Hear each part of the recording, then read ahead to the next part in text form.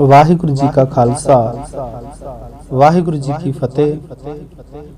दास सतनाम सिंह शिमलापुरी लुधियाना तो अज मैं आप जी दे नाल बाबा वडभाग सिंह जी दे बारे कुछ बचन साझे करने चाहुंदा हां कि श्री करतारपुर साहिब जी की धरती जिसनों अनेकां ही गुरुआं पीरां दी चरण छोह प्राप्त है, क्योंकि साहिब श्री गुरु गोबिंद सिंह जी के नानके परिवार भी करतारपुर साहिब ही सन अते गुरु तेग बहादुर साहिब जी माता गुजर कौर जी नूं विआहण वास्ते श्री करतारपुर साहिब ही आए सन। माता गुजरी जी के पिता जी गुरु गोबिंद सिंह जी के नाना जी लाल चंद जी अते उन्हां दा भतीजा सी लाभ चंद जी अते लाभ सिंह जी दा पुत्र सी करम सिंह, जिसनूं के जथेदार करम सिंह जी दे नां तो जाणिया जांदा सी। अते उन्हां ने साबो की तलवंडी जाके साहिब श्री गुरु गोबिंद सिंह जी तो अमृत दी दात प्राप्त कर ली अते गुरु गोबिंद सिंह जी ने अपने हथी दुआबे दा पहला जथेदार करम सिंह जी नूं थापिया। फिर जथेदार करम सिंह जी दे घर होया फतेह सिंह। फतेह सिंह अते बाबा वडभाग सिंह एक क्लास विच पढ़िया करदे सी अते इक्को गुरु कोलों विद्या प्राप्त करदे सी अते उन्हां दी बड़ी गूढ़ी दोस्ती पै गई। पर जदों धीर मल्लियां ने गुरु तेग बहादुर साहिब जी दे उत्ते गोली चलाई सी, उस तो बाद सोढियां दा परिवार अते सिख परिवार उन्हां दा करतारपुर दे विच मिलन वरतन बहुत घट सी। पर जदों बाबा वडभाग सिंह जी अते फतेह सिंह जी दोस्त बन गए, उस तो बाद जथेदार करम सिंह जी की प्रेरणा सदका बाबा वडभाग सिंह जी ने 11 साल की उम्र दे विच अमृत की दात प्राप्त कर ली अते बाबा वडभाग सिंह जी ने 8 जंगां लड़ीਆਂ। ਇਹ ਗੱਲ ਉਸ ਸਮੇਂ ਦੀ ਹੈ ਜਦੋਂ ਕਰਤਾਰपुर ਦੇ ਜਥੇਦਾਰ ਕਰਮ ਸਿੰਘ ਜੀ ਅੰਮ੍ਰਿਤਸਰ ਤੇ ਹੋਏ ਮੁਗਲਾਈ ਫੌਜ ਦੇ ਹਮਲੇ ਵਿੱਚ ਸ਼ਹੀਦ ਹੋ ਗਏ ਸਨ।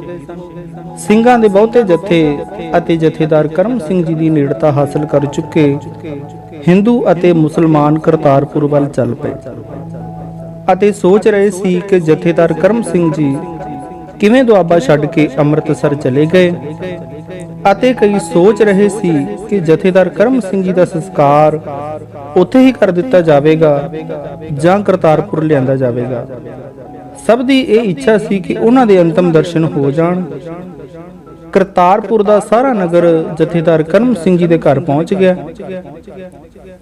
ਬਹੁਤ ਸਾਰੀਆਂ ਔਰਤਾਂ ਉਹਨਾਂ ਦੇ ਘਰ ਜੁੜ ਬੈਠੀਆਂ ਰੋ ਰਹੀਆਂ ਸਨ। ਉਹਨਾਂ ਦੀ ਪਤਨੀ ਨੇ ਹੌਸਲਾ ਕਰਕੇ ਸਭ ਨੂੰ ਇਹ ਗੱਲ ਆਖੀ ਕਿ ਉਹਨਾਂ ਦੀ ਆਤਮਾ ਦੀ ਸ਼ਾਂਤੀ ਦੇ ਲਈ ਸ਼੍ਰੀ ਸੁਖਮਨੀ ਸਾਹਿਬ ਜੀ ਦਾ ਪਾਠ ਕਰੀਏ, ਕਿਉਂਕਿ ਉਹ ਆਖਦੇ ਹੁੰਦੇ ਸੀ ਕਿ ਸ਼ਹੀਦਾਂ ਦੀ ਯਾਦ ਵਿੱਚ ਕਦੇ ਵੀ ਰੋਈਦਾ ਨਹੀਂ, ਉਸ ਮਾਲਕ ਦੀ ਰਜ਼ਾ ਵਿੱਚ ਰਹਿਣਾ ਚਾਹੀਦਾ ਹੈ। ਫਿਰ ਉਹਨਾਂ ਆਖਿਆ ਕਿ ਪਤਾ ਕਰੋ ਫਤਿਹ ਸਿੰਘ ਕਿੱਥੇ ਹੈ ਅਤੇ ਮੇਰੇ ਪਤੀ ਦਾ ਸਰੀਰ ਕਦੋਂ ਤੱਕ ਲੈ ਆਉਣਗੇ। ਬਾਹਰਲੀ ਹਵੇਲੀ ਵਿੱਚ ਬਹੁਤ ਮਰਦਾਂ ਦਾ ਇਕੱਠ ਹੋਇਆ ਸੀ।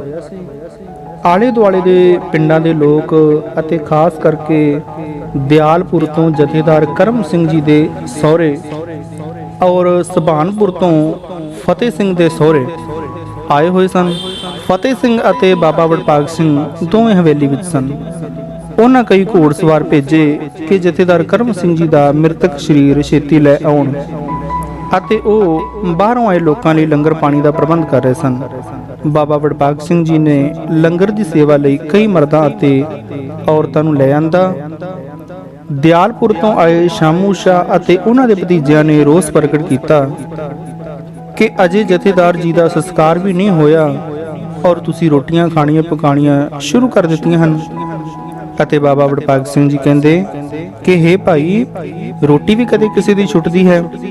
ਜਿਸ ਨੂੰ ਭੁੱਖ ਲੱਗੀ ਹੋਵੇ ਉਹ ਕੀ ਕਰੇ? ਲੋਕੀ ਲੁਕ ਛੁਪ ਕੇ ਰੋਟੀ ਖਾਂਦੇ ਫਿਰਦੇ ਹਨ। ਆਪਾਂ ਤਾਂ ਭੁੱਖ ਬਰਦਾਸ਼ਤ ਕਰ ਲਵਾਂਗੇ, ਪਰ ਜਿਹੜੇ ਵਿਚਾਰੇ ਛੋਟੇ ਬੱਚੇ ਹਨ ਉਹਨਾਂ ਦਾ ਕੀ ਕਰੀਏ? ਭੁੱਖੇ ਰਹਿਣ ਨਾਲ ਤੁਰ ਗਏ ਨੇ, ਮੁੜ ਕੇ ਨਹੀਂ ਆਉਣਾ। ਬਾਬਾ ਵਡਭਾਗ ਸਿੰਘ ਜੀ ਨੇ ਉਹਨਾਂ ਨੂੰ ਆਖਿਆ ਅਤੇ ਜਥੇਦਾਰ ਕਰਮ ਸਿੰਘ ਜੀ ਦੀਆਂ ਅਨੇਕਾਂ ਹੀ ਗੱਲਾਂ ਕੀਤੀਆਂ। ਬਾਬਾ ਜੀ ਨੇ ਉਹਨਾਂ ਦੇ ਗੁਣਾਂ ਨੂੰ ਯਾਦ ਕੀਤਾ ਅਤੇ ਉਹਨਾਂ ਨਾਲ ਸੰਬੰਧਿਤ ਯਾਦਾਂ ਨੂੰ ਫਿਰ ਤੋਂ ਦੁਹਰਾਇਆ। ਤੇ ਫਿਰ ਬਾਬਾ ਵਡਭਾਗ ਸਿੰਘ ਜੀ ਨੇ ਆਖਿਆ ਕਿ ਮਰਨਾ ਤਾਂ ਸਾਰੀ ਦੁਨੀਆ ਨੇ ਹੀ ਹੈ, ਪਰ ਜੋ ਦੇਸ਼ ਕੌਮ ਤੋਂ ਆਪਾ ਬਾਹਰ ਜਾਂਦੇ ਹਨ ਉਹਨਾਂ ਨੂੰ ਦੁਨੀਆ ਹਮੇਸ਼ਾ ਹੀ ਯਾਦ ਕਰਦੀ ਰਹਿੰਦੀ ਹੈ। ਜਥੇਦਾਰ ਕਰਮ ਸਿੰਘ ਜੀ ਤਾਂ ਅੰਮ੍ਰਿਤਸਰ ਦੀ ਪਵਿੱਤਰਤਾ ਲਈ ਆਪਾ ਵਾਰ ਗਏ ਹਨ। ਅਜਿਹੇ ਮਹਾਂਪੁਰਸ਼ ਤਾਂ ਸਤਿਗੁਰ ਦੇ ਚਰਨਾਂ ਦੇ ਵਿੱਚ ਸਿੱਧਾ ਜਾ ਵਿਰਾਜਦੇ ਹਨ, ਸ਼ਹੀਦ ਸਤਿਗੁਰਾਂ ਦੀ ਗੋਦ ਵਿੱਚ ਜਾ ਬੈਠ ਜਾਂਦੇ ਹਨ। ਅਚਾਨਕ ਸੂਚਨਾ ਮਿਲੀ ਕਿ ਜਥੇਦਾਰ ਕਰਮ ਸਿੰਘ ਜੀ ਦਾ ਸਰੀਰ ਗੋਇੰਦਵਾਲ ਪਹੁੰਚ ਗਿਆ ਹੈ ਅਤੇ ਸ਼ਾਮ ਤੱਕ ਸੁਲਤਾਨਪੁਰ ਲੋਧੀ ਪਹੁੰਚ ਜਾਵੇਗਾ। ਉੱਥੇ ਗੁਰਦੁਆਰਾ ਸਾਹਿਬ ਹੈ, ਗੁਰਦੁਆਰਾ ਬੇਰ ਸਾਹਿਬ, ਵੇਈ ਨਦੀ ਦੇ ਕੰਢੇ ਰੱਖਿਆ ਜਾਵੇਗਾ। ਫਿਰ ਅਰਥੀ ਕਰਤਾਰਪੁਰ ਲਿਆਉਣ ਦਾ ਵਿਚਾਰ ਬਣਾ ਲਿਆ। ਕਰਤਾਰਪੁਰ ਬਹੁਤ ਸਾਰਾ ਇਕੱਠ ਹੋਇਆ।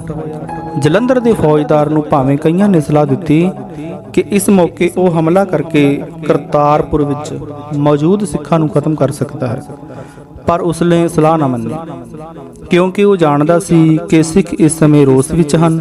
ਉਹ ਮਾਰ ਖਾ ਨਹੀਂ ਸਕਦੇ ਤੇ ਮੈਨੂੰ ਮਾਰ ਦੇਣਗੇ। ਫਿਰ ਉਹਨੇ ਉਲਟਾ 2 ਬੰਦੇ ਅਫਸੋਸ ਕਰਨ ਲਈ ਫਤਿਹ ਸਿੰਘ ਦੇ ਘਰ ਕਰਤਾਰਪੁਰ ਭੇਜ ਦਿੱਤੇ। ਜਥੇਦਾਰ ਕਰਮ ਸਿੰਘ ਜੀ ਦੀ ਅੰਤਮ ਅਰਦਾਸ ਗੁਰਦੁਆਰਾ ਥੰਮ ਸਾਹਿਬ ਵਿੱਚ ਹੋਈ। ਉਸ ਤੋਂ ਬਾਅਦ ਭੋਗ ਅਤੇ ਬਾਕੀ ਰਸਮ ਤੋਂ ਵੀ ਬਾਅਦ ਦੁਆਬੇ ਦੇ ਜਥੇਦਾਰਾਂ ਦੀ ਇਕੱਤਰਤਾ ਹੋਈ, ਜਿਸ ਵਿੱਚ ਉਚੇਚੇ ਤੌਰ ਤੇ ਸ਼ਾਮਲ ਹੋਣ ਲਈ ਨਵਾਬ ਕਪੂਰ ਸਿੰਘ ਜੀ ਵੀ ਪਹੁੰਚੇ। ਮਾਲਵੇ ਤੋਂ ਬਾਬਾ ਦੀਪ ਸਿੰਘ ਜੀ ਵੀ ਆ ਗਏ। ਬਾਬਾ ਦੀਪ ਸਿੰਘ ਜੀ ਆਮ ਤੌਰ ਤੇ ਸਾਬੋ ਕੀ ਤਲਵੰਡੀ ਦਮਦਮਾ ਸਾਹਿਬ ਤੋਂ ਘੱਟ ਹੀ ਕਿਧਰੇ ਜਾਂਦੇ ਸਨ, ਕਿਉਂਕਿ ਉੱਥੇ ਗੁਰਮਤਿ ਦੀ ਟਕਸਾਲ ਵਿੱਚ ਪੜ੍ਹਦੇ ਵਿਦਿਆਰਥੀਆਂ ਤੋਂ ਉਹਨਾਂ ਨੂੰ ਬਹੁਤ ਹੀ ਘੱਟ ਵੇਲ ਮਿਲਦਾ ਸੀ। ਫਿਰ ਗੁਰੂ ਗੋਬਿੰਦ ਸਿੰਘ ਜੀ ਦੱਖਣ ਵੱਲ ਨੂੰ ਜਾਂਦੇ ਹੋਏ ਜੋ ਸੇਵਾ ਬਾਬਾ ਦੀਪ ਸਿੰਘ ਜੀ ਨੂੰ ਸੌਂਪ ਗਏ ਸੀ, ਉਸ ਨੂੰ ਉਹ ਨਿਭਾਉਣਾ ਆਪਣਾ ਫਰਜ਼ ਸਮਝਦੇ ਸਨ। ਬਾਬਾ ਦੀਪ ਸਿੰਘ ਜੀ ਦੇ ਨਾਲ ਜਥੇਦਾਰ ਕਰਮ ਸਿੰਘ ਜੀ ਦੀ ਬਹੁਤ ਜ਼ਿਆਦਾ ਸਾਂਝ ਸੀ ਅਤੇ ਬਹੁਤ ਹੀ ਨੇੜਤਾ ਸੀ।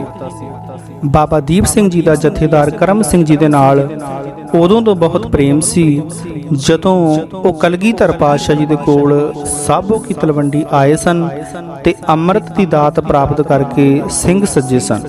ਸਾਰਿਆਂ ਇਹੋ ਸਲਾਹ ਕੀਤੀ ਕਿ ਜਥੇਦਾਰ ਕਰਮ ਸਿੰਘ ਜੀ ਦੀ ਥਾਂ ਤੇ ਦੁਆਬੇ ਦਾ ਮੁੱਖ ਜਥੇਦਾਰ ਫਤਿਹ ਸਿੰਘ ਨੂੰ ਨਿਯੁਕਤ ਕੀਤਾ ਜਾਵੇ। ਉਹੀ ਸਾਰੇ ਸਥਾਨਕ ਜਥੇਦਾਰਾਂ ਨੂੰ ਜਾਣਦਾ ਹੈ, ਉਹਨਾਂ ਦੇ ਪਰਿਵਾਰ ਦੀ ਸਭ ਨਾਲ ਸਾਂਝ ਹੈ, ਪਰ ਫਤਿਹ ਸਿੰਘ ਹਰ ਕਿਸੇ ਨੂੰ ਇਹੀ ਸੁਝਾਅ ਦੇ ਰਿਹਾ ਸੀ ਕਿ ਦੁਆਬੇ ਦਾ ਜਥੇਦਾਰ ਬਾਬਾ ਵਡਭਾਗ ਸਿੰਘ ਜੀ ਨੂੰ ਬਣਾਇਆ ਜਾਵੇ। ਬਾਬਾ ਵਡਭਾਗ ਸਿੰਘ ਜੀ ਦੇ ਗੁਣਾਂ ਤੇ ਵਿਦਵਤਾ ਦੀ ਫਤਿਹ ਸਿੰਘ ਚਰਚਾ ਕਰਦਾ ਤੇ ਕਹਿੰਦਾ, ਬਾਬਾ ਵਡਭਾਗ ਸਿੰਘ ਜੀ ਬੜਾ ਭਜਨ ਬੰਦਗੀ ਵਾਲੇ ਹਨ ਅਤੇ ਨਾਮ ਬਾਣੀ ਤੇ ਸਿਮਰਨ ਵਿੱਚ ਬੜੇ ਅੱਗੇ ਹਨ। ਹਰ ਸੰਕਟ ਵਿੱਚ ਬਾਬਾ ਵਡਭਾਗ ਸਿੰਘ ਜੀ ਨੇ ਸਾਡਾ ਸਾਥ ਦਿੱਤਾ ਹੈ।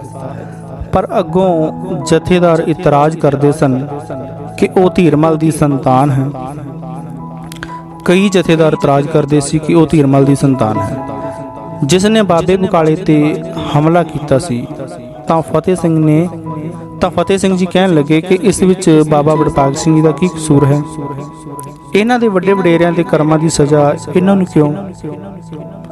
ਇਹ ਤਾਂ ਅੰਮ੍ਰਿਤ ਛਕ ਕੇ ਕਲਗੀਧਰ ਪਾਤਸ਼ਾਹ ਦੇ ਖਾਲਸਾ ਪੰਥ ਵਿੱਚ ਸ਼ਾਮਲ ਹੋ ਗਏ ਹਨ।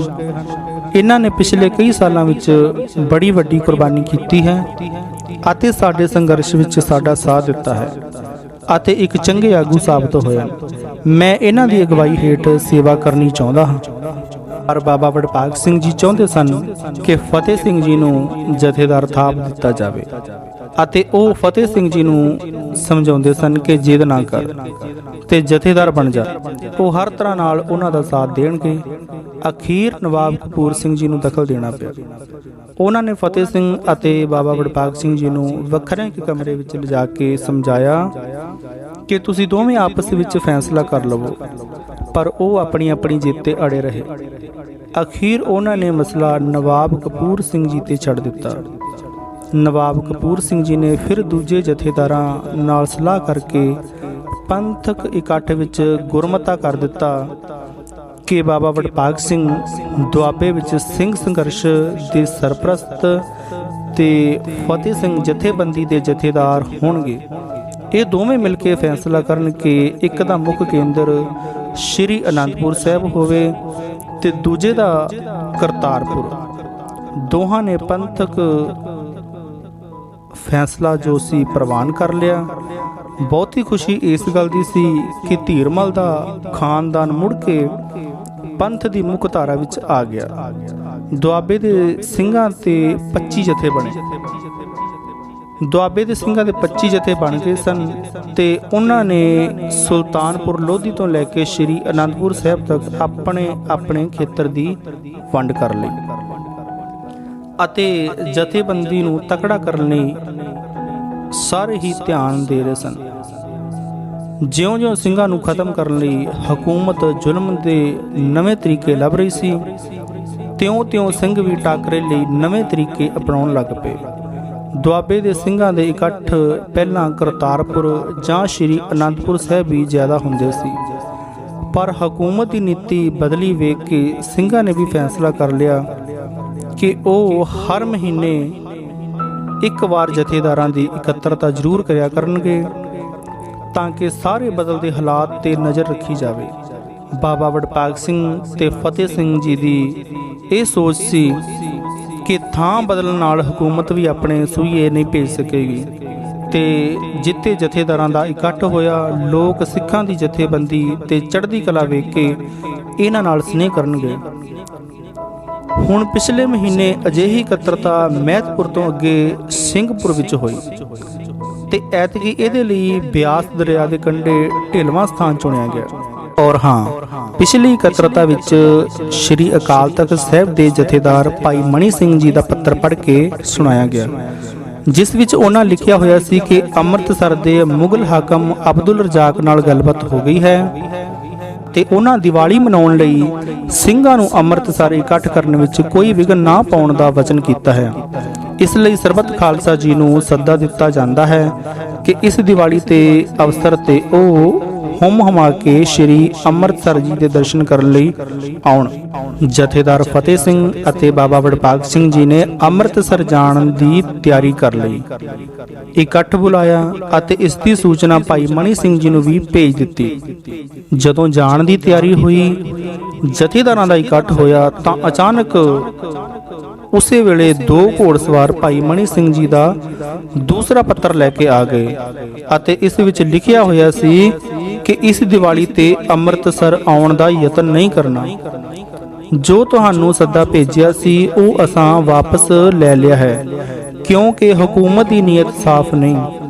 ਸਾਡੀ ਇਤਲਾਹ ਅਨੁਸਾਰ ਜ਼ਕਰੀਆ ਖਾਨ ਨੇ ਸਾਜ਼ਿਸ਼ ਕੀਤੀ ਹੈ ਕਿ ਜਦੋਂ ਦੀਵਾਲੀ ਤੇ ਖਾਲਸੇ ਦਾ ਇਕੱਠ ਹੋਵੇ ਉਸ ਸਮੇਂ ਲੱਖਾਂ ਦੀ ਗਿਣਤੀ ਵਿੱਚ ਦਿੱਲੀ ਤੋਂ ਮੁਲਤਾਨ ਤੱਕ ਦੀ ਫੌਜ ਅਤੇ ਸਾਰੀਆਂ ਪਠਾਨੀਆਂ ਰਾਇਤਾਂ ਦੀ ਫੌਜ ਅੰਮ੍ਰਿਤਸਰ ਨੂੰ ਭੇਜ ਕੇ ਸਾਰੇ ਸਿੰਘਾਂ ਦਾ ਕਤਲ ਕਰ ਦੇਣ। ਸਾਨੂੰ ਉਹਨਾਂ ਦੀ ਮਾੜੀ ਸੋਚ ਦਾ ਪਤਾ ਲੱਗ ਗਿਆ ਹੈ। ਅਸੀਂ ਖੂਨ ਖਰਾਬਾ ਕਰਕੇ ਆਪਣੇ ਸਿੰਘਾਂ ਦੀਆਂ ਜਾਨਾਂ ਨਹੀਂ ਗਵਾ ਸਕਦੇ, ਇਸ ਲਈ ਦੀਵਾਲੀ ਤੇ ਆਉਣ ਦਾ ਯਤਨ ਨਹੀਂ ਕਰਨਾ। ਇਸ ਪੱਤਰ ਦੇ ਪੜ੍ਹਨ ਪਿੱਛੋਂ ਸਾਰਾ ਮਾਹੌਲ ਹੀ ਬਦਲ ਗਿਆ। ਕਿੱਥੇ ਪਹਿਲਾਂ ਗੱਲਾਂ ਹੋ ਰਹੀਆਂ ਸੀ ਕਿ ਕਿਹੜਾ ਜੱਥਾ ਕਿਤਨੀ ਗਿਣਤੀ ਵਿੱਚ ਸਿੰਘਾਂ ਨੂੰ ਦੀਵਾਲੀ ਤੇ ਲਿਜਾਣ ਲਈ ਤਿਆਰ ਹੈ। ਫਿਰ ਜਥੇਦਾਰ ਫਤਿਹ ਸਿੰਘ ਨੇ ਬੜੀ ਗੰਭੀਰਤਾ ਨਾਲ ਵਿਚਾਰ ਪ੍ਰਗਟ ਕਰਦਿਆਂ ਕਿਹਾ ਕਿ ਹਕੂਮਤ ਦੇ ਹੱਥ ਬੜੇ ਲੰਬੇ ਹਨ, ਉਹਦੇ ਪਾਸ ਫੌਜ ਅਤੇ ਹਥਿਆਰਾਂ ਦਾ ਆਧਾਰ ਹੈ ਅਤੇ ਸਾਡੇ ਕੋਲ ਗੁਰੂ ਸਾਹਿਬ ਜੀ ਦੀ ਬਖਸ਼ਿਸ਼ ਹੈ। ਮੇਰਾ ਸੁਝਾਅ ਹੈ ਕਿ ਕੁਝ ਸਿੰਘਾਂ ਨੂੰ ਸ਼੍ਰੀ ਅੰਮ੍ਰਿਤਸਰ ਭੇਜਿਆ ਜਾਵੇ ਅਤੇ ਉਹ ਸਾਰੀ ਇਤਲਾਹ ਲੈ ਕੇ ਆਉਣ।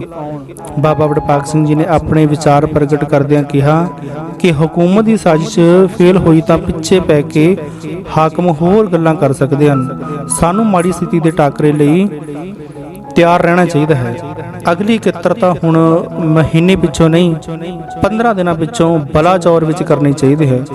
ਕੁਝ ਹੋਰ ਜਥੇਦਾਰ ਦੇ ਕਹਿਣ ਤੇ ਇਹ ਸੁਝਾਅ ਪ੍ਰਵਾਨ ਹੋ ਗਿਆ ਤੇ 5 ਸਿੰਘਾਂ ਦੀ ਚੋਣ ਕਰਕੇ ਸ਼੍ਰੀ ਅੰਮ੍ਰਿਤਸਰ ਭੇਜ ਦਿੱਤਾ ਗਿਆ। ਜਥੇਦਾਰ ਫਤਿਹ ਸਿੰਘ ਨੇ ਕਰਤਾਰਪੁਰ ਆ ਕੇ ਕਈ ਸਿਆਣੇ ਸਿੰਘਾਂ ਸਲਾਹ ਕੀਤੀ, ਕਿਉਂਕਿ ਉਹਨਾਂ ਨੂੰ ਲੱਗਦਾ ਸੀ ਕਿ ਕੋਈ ਬਹੁਤ ਵੱਡਾ ਤੂਫਾਨ ਆਉਣ ਵਾਲਾ ਹੈ। ਹੁਣ ਅੰਮ੍ਰਿਤਸਰ ਭੇਜੇ ਹੋਏ ਸਿੰਘ ਛੇਤੀ ਵਾਪਸ ਆ ਗਏ। ਉਹਨਾਂ ਨੂੰ ਪਤਾ ਸੀ ਕਿ ਫਤਿਹ ਸਿੰਘ ਕਰਤਾਰਪੁਰ ਸਾਹਿਬ ਵਿੱਚ ਹੀ ਮਿਲ ਜਾਣਗੇ। ਉਹਨਾਂ ਅੱਗੇ ਸੂਚਨਾ ਦਿੱਤੀ ਕਿ ਸ਼੍ਰੀ ਅਕਾਲ ਤਖਤ ਦੇ ਜਥੇਦਾਰ ਤੇ ਸ਼੍ਰੀ ਦਰਬਾਰ ਸਾਹਿਬ ਜੀ ਦਾ ਮੁੱਖ ਗ੍ਰੰਥੀ ਭਾਈ ਮਣੀ ਸਿੰਘ ਜੀ ਨੂੰ ਹਕੂਮਤ ਦੀ ਫੌਜ ਨੇ ਅਚਾਨਕ ਹਮਲਾ ਕਰਕੇ ਫੜ ਲਿਆ ਹੈ। ਅਬਦੁਲ ਰਜ਼ਾਕ ਉਹਨਾਂ ਨੂੰ ਲਾਹੌਰ ਲੈ ਗਿਆ ਹੈ। ਸ਼੍ਰੀ ਹਰਮੰਦਰ ਸਾਹਿਬ ਨੂੰ ਫੌਜ ਨੇ ਘੇਰੇ ਵਿੱਚ ਲੈ ਲਿਆ ਹੈ ਅਤੇ ਕਿਸੇ ਸਿੱਖ ਨੂੰ ਅੰਦਰ ਨਹੀਂ ਜਾਣ ਦਿੱਤਾ ਜਾਂਦਾ ਔਰ ਦੌੜਨ ਵਾਲੇ ਨੂੰ ਗੋਲੀ ਮਾਰ ਦਿੱਤੀ ਜਾਂਦੀ ਹੈ। ਫਤਿਹ ਸਿੰਘ ਜੀ ਕਹਿੰਦੇ ਇਹ ਬਹੁਤ ਮਾੜੀ ਖਬਰ ਹੈ ਤੇ ਹਾਂ, ਭਾਈ ਮਣੀ ਸਿੰਘ ਜੀ 90 ਸਾਲਾਂ ਦੇ ਬਿਰਧ ਹਨ। ਉਹਨਾਂ ਵਰਗਾ ਸਿੱਖ ਕੌਮ ਵਿੱਚ ਕੋਈ ਵਿਦਵਾਨ ਨਹੀਂ। ਫਿਰ ਫਤਿਹ ਸਿੰਘ ਜੀ ਨੇ ਆਖਿਆ, ਸਾਨੂੰ ਬਲਾਚੌਰ ਵਿੱਚ ਸਾਰੀ ਸਥਿਤੀ ਤੇ ਵਿਚਾਰ ਕਰਕੇ ਤਿਆਰੀ ਕਰਨੀ ਚਾਹੀਦੀ ਹੈ। ਫਿਰ ਫਤਿਹ ਸਿੰਘ ਸੁਲਤਾਨਪੁਰ ਲੋਧੀ ਨੇੜੇ ਦਰਿਆ ਬਿਆਸ ਦੇ ਕੰਢੇ ਪਹੁੰਚ ਗਿਆ, ਜਿੱਥੋਂ ਦਰਿਆ ਪਾਰ ਕਰਕੇ ਗੋਇੰਦਵਾਲ ਜਾਣ ਦਾ ਰਸਤਾ ਸੀ। ਫਿਰ ਜਦੋਂ ਗੋਇੰਦਵਾਲ ਪਹੁੰਚੇ ਤਾਂ ਉੱਥੇ ਸਿੰਘਾਂ ਅਤੇ ਸਹਿਜਧਾਰੀਆਂ ਦੇ ਘਰ ਸਨ। ਫਿਰ ਉਹਨਾਂ ਤੋਂ ਪਤਾ ਲੱਗਾ ਕਿ ਗੋਇੰਦਵਾਲ ਤੋਂ ਖਡੂਰ ਸਾਹਿਬ ਵੱਲ ਜਾਂਦੇ ਰਸਤੇ ਤੇ ਦਮਦਮਾ ਸਾਹਿਬ ਦੇ ਨੇੜੇ ਸਿੰਘਾਂ ਦੀ ਫੌਜੀ ਛਾਉਣੀ ਹੈ ਤੇ ਉੱਥੇ ਹੀ ਸਾਰੇ ਜਥੇ ਪਹੁੰਚ ਰਹੇ ਹਨ। ਮਾਝੇ ਵਿੱਚ ਮੁਗਲ ਸਰਕਾਰ ਨੇ ਬੜਾ ਪ੍ਰਚਾਰ ਕੀਤਾ ਹੋਇਆ ਸੀ ਕਿ ਮਾਲਵੇ ਤੇ ਦੁਆਬੇ ਵਿੱਚੋਂ ਸਿੰਘਾਂ ਦਾ ਸਫਾਇਆ ਕਰ ਦਿੱਤਾ ਗਿਆ ਹੈ ਤੇ ਹੁਣ ਕੋਈ ਸਿੱਖ ਮਾਝੇ ਵਿੱਚ ਨਹੀਂ ਰਹਿਣ ਦਿੱਤਾ ਜਾਵੇਗਾ। ਇਸ ਦੇ ਟਾਕਰੇ ਲਈ ਸਿੰਘਾਂ ਵਾਸ ਸਾਧਨ ਬਹੁਤ ਘੱਟ ਸਨ। ਇਸ ਲਈ ਆਮ ਲੋਕਾਂ ਤੇ ਕਈ ਵਾਰ ਹਕੂਮਤ ਦੇ ਝੂਠੇ ਪ੍ਰਚਾਰ ਦਾ ਵੀ ਅਸਰ ਹੋ ਜਾਂਦਾ ਹੈ। ਹੁਣ ਜਦੋਂ ਸਿੰਘਾਂ ਦੇ ਜਥੇ ਪਹੁੰਚਣ ਲੱਗ ਪਏ ਤਾਂ ਮਾਝੇ ਵਿੱਚ ਵੀ ਉਤਸ਼ਾਹ ਵੱਧ ਗਿਆ ਤੇ ਸਰਕਾਰ ਦੇ ਪ੍ਰਚਾਰ ਦਾ ਹੋ ਚੁੱਕਿਆ ਪ੍ਰਭਾਵ ਵੀ ਹੌਲੀ-ਹੌਲੀ ਅਲੋਪ ਹੋ ਗਿਆ। ਦਮਦਮਾ ਸਾਹਿਬ ਪਹੁੰਚ ਕੇ ਜਥੇਦਾਰ ਫਤਿਹ ਸਿੰਘ ਨੂੰ ਪਤਾ ਲੱਗ ਗਿਆ ਕਿ 24 ਜੂਨ 1734 ਨੂੰ ਜ਼ਾਲਮਾਂ ਨੇ ਬੰਦ ਕੱਟ ਕੇ ਭਾਈ ਮਣੀ ਸਿੰਘ ਜੀ ਨੂੰ ਸ਼ਹੀਦ ਕਰ ਦਿੱਤਾ ਹੈ ਤੇ ਉਹਨਾਂ ਨਾਲ ਕੁਝ ਹੋਰ ਸਿੰਘ ਤੇ ਖਾਸ ਕਰਕੇ ਉਹਨਾਂ ਦੇ ਨਜ਼ਦੀਕੀ ਸਾਥੀ ਦੀਵਾਨ ਸਿੰਘ ਜੀ ਨੂੰ ਵੀ ਸ਼ਹੀਦ ਕਰ ਦਿੱਤਾ ਗਿਆ ਹੈ। ਲਾਹੌਰ ਤੋਂ ਆਈ ਸੂਚਨਾ ਅਨੁਸਾਰ ਜ਼ਕਰੀਆ ਖਾਨ ਨੇ ਇਹੀ ਇਲਜ਼ਾਮ ਲਾਇਆ ਕਿ ਤੁਸੀਂ ਦੀਵਾਲੀ ਦਾ ਇਕੱਠ ਕਿਉਂ ਮੁਲਤਵੀ ਕੀਤਾ, ਤੁਸੀਂ 5000 ਮੇਲੇ ਦਾ ਕਰ ਦੇਣਾ ਸੀ, ਉਹ ਨਹੀਂ ਦਿੱਤਾ ਤੇ ਇਤਨੀ ਰਕਮ ਹੀ ਤੁਹਾਨੂੰ ਜੁਰਮਾਨਾ ਕੀਤੀ ਗਈ ਹੈ। ਤੁਸੀਂ ਧਰਮ ਬਦਲ ਲਓ ਤਾਂ ਇਸਲਾਮ ਵਿੱਚ ਆਉਣ ਤੇ ਤੁਹਾਨੂੰ ਮੁਆਫੀ ਮਿਲ ਸਕਦੀ ਹੈ। ਪਰ ਭਾਈ ਮਣੀ ਸਿੰਘ ਜੀ ਨੇ ਸਰਕਾਰ ਦੀ ਇਹ ਪੇਸ਼ਕਸ਼ ਠੁਕਰਾ ਦਿੱਤੀ ਤੇ ਜੁਰਮਾਨਾ ਵੀ ਇਨਕਾਰ ਕਰ ਦਿੱਤਾ ਗਿਆ। ਉਹਨਾਂ ਆਖਿਆ ਕਿ ਜਦ ਅਸੀਂ ਦੀਵਾਲੀ ਮਨਾਈ ਨਹੀਂ ਹੈ ਅਤੇ ਪਹਿਲੇ ਮਤਲਬ ਹੀ ਕਰ ਦਿੱਤੀ ਗਈ ਹੈ, ਫਿਰ ਅਸੀਂ ਜੁਰਮਾਨਾ ਕਿਉਂ ਦੇਈਏ।